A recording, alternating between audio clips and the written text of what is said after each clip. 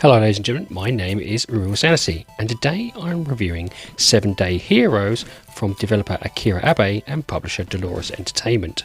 So what is 7 Days Heroes? 7 Day Heroes is a retro-inspired pixel art 2D action game in which 4 characters fight zombies. The premise is about 3 friends and their pet pug who must save the world from an AI that is turning people into zombies. The game boasts the ability to manipulate the formation of 4 people by changing the leading character. Collect weapons and items with everyone and has about 32 levels within 7 areas to conquer. First up is accessibility. With regards to accessibility, there is no controller mapping, aim assist, sound options, and there is no subtitle options other than the language type. This would mean that those with audio, visual or motor skill issues, this game would not be for you. First up is gameplay. This is a game that begins with you and your 2 friends and your dog who have unique abilities running away from a government facility. Within this facility was a powerful AI called May, and that was the only thing that was able to control you and your powers. However, for some reason May starts to malfunction and spread a zombie virus to the world using nanomachines just as you escape. The game starts with you as one of the characters and the pug stuck in some woods, with their sole aim is to find their friends and escape whilst you can. Early stages are pretty simple and are a combination of jumping and shooting platformer, which you'll need to get to the nearest checkpoint, killing all those in your path. The levels do switch it up a bit later on with some levels, with you on top of a vehicle chasing a phoenix across a motorway bridge. Your primary goal on all levels is to find a key to open the end of stage, but you also have optional quests to find hidden upgrades and acquire a full set of nanomachines which come from defeating enemies. Upgrades varies from making your job easier to being essential to help you get around. For example, upgrades like double jump and wall scaling are key to gaining access to higher locations to progress. Upgrades like magnet will just draw the nanomachines from defeated enemies to you easier and are more of an optional choice than requirement. The biggest draw to the game is the fact you can control 4 unique characters at any one time. As mentioned, you start off with just one and a dog, and each of these 4 characters do have unique abilities. For example, the dog can squeeze through tight gaps but has little to no ability to fight, whilst another being able to throw heavy duty grenades that do massive damage to all in the area you have thrown. You only control one person at a time, with your partners following along for the ride. There is a big problem with this though, as quite often your partner's AI is awful when it comes to navigating the platform levels. It can manage simple jumps and following you along linear pathways, but anything that involves jumping to the opposite side will cause quite a lot of headaches. This is semi-manageable with say 2 characters, but when you get to 4, this can be a nightmare whilst trying to avoid enemies.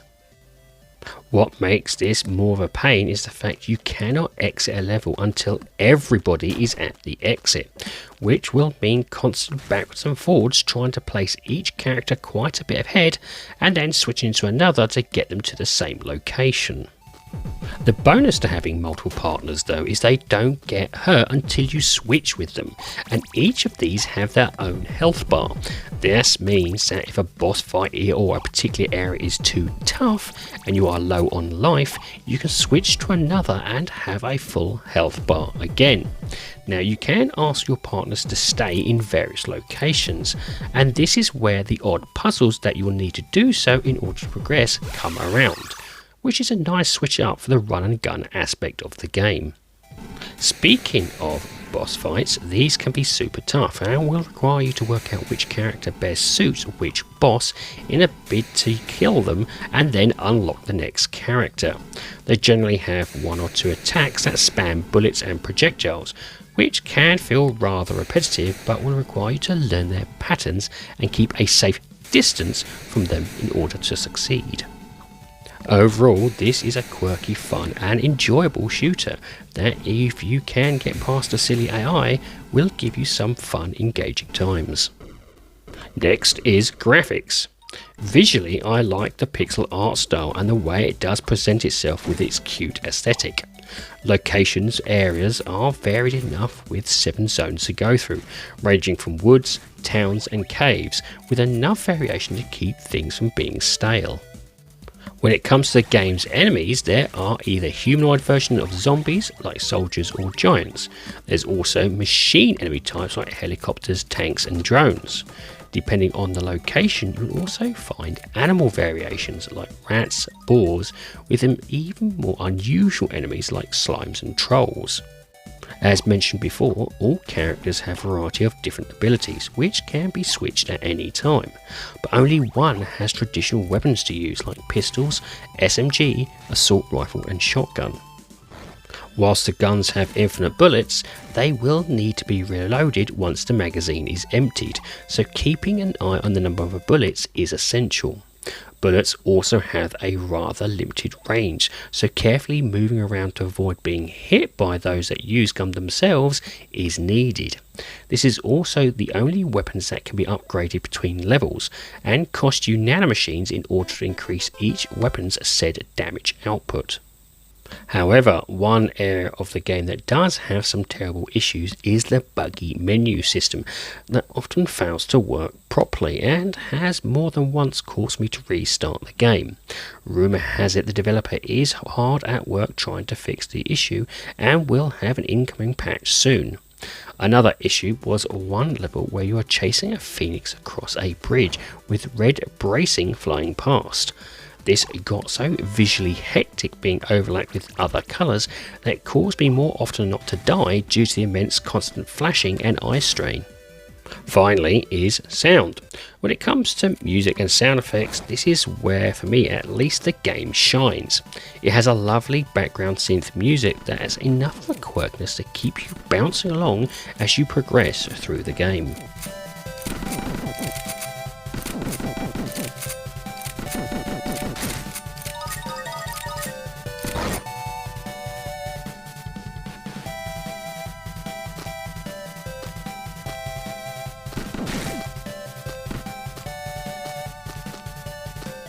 There is no voice acting, with the story being told through text boxes and cutscenes with again more text boxes. Sound effects are equally well done, with the shots being meaty and punchy, and the title screen safe zones showcasing off some lovely wildlife noises.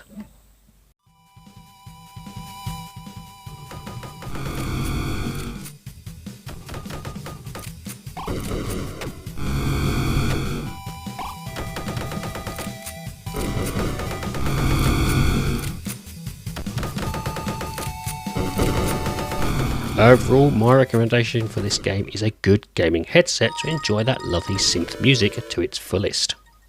And this leads me on to the rating of the game. Now, I rate games in order of avoid, on sale, great purchase and must own. My rating for 7 Days Heroes is on sale. The game is enjoyable when all elements work perfectly, but for me it was the AI that really let me down. I found myself more frustrated with it, thus in turn not enjoying myself as much. That's not to say there isn't a fun game here, but for me it got a bit tedious near the end. The game is currently priced on Xbox at £8.89 or approximately $10, and depending on your skill and patience would give you about 7 hours worth of gameplay. There are optional unlocks to find and the challenge of getting all the nanomachines in a level, which could add a few more hours to the mix. Overall, this isn't a bad game, just one that needs a bit more polish, which I hear the developer is doing. For retro fans and platformer fans, this would be fun to play once said patches are up and running. Well, ladies and gentlemen, that's it. I do hope you like this review, and if you do, please like, share and subscribe if you so wish. And if you would like to put some notes or even just a comment in the comment section, I do like reading them. Anyway, have a great time gaming, and I'll see you all again soon.